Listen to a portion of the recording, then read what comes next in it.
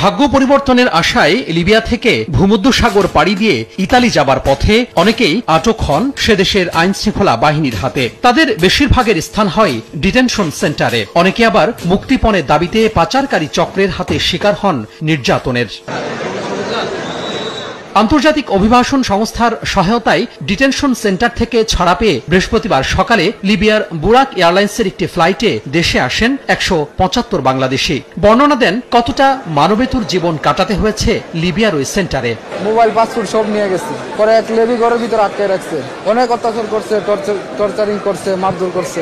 Jail কাটছে আপনার 34 দিন। দালালে গেম টেম দিয়ে গেমের মধ্যে ধরা গেছি। ওই গেমের পরে মনে হয় যে পুলিশে ধরে এনে পরে আঙ্গুরে পাঠাই দিল গেলে।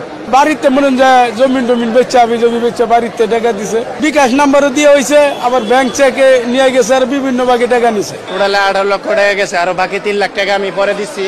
টোটাল 21 লক্ষ টাকা আছে। বন্দী থাকার সময়ে লিবিয়ায় বাংলাদেশি দূতাবাস কোনো সহযোগিতা করেনি বলেও অভিযোগ করেন তারা। মাসের ভিতরে একটা বারও আমাদেরকে বের করা হয় না।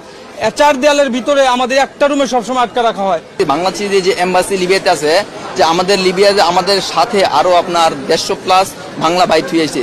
একটা অনুরোধ করি তাদেরকে যাতে যত তাড়াতাড়ি সম্ভব বাংলাদেশের দেশে ফেরানোর জন্য। দেশে ফেরা 175 জনের মধ্যে আছেন পাচারকারী চক্রের মূল হোতা শাখাওয়াত। তাকে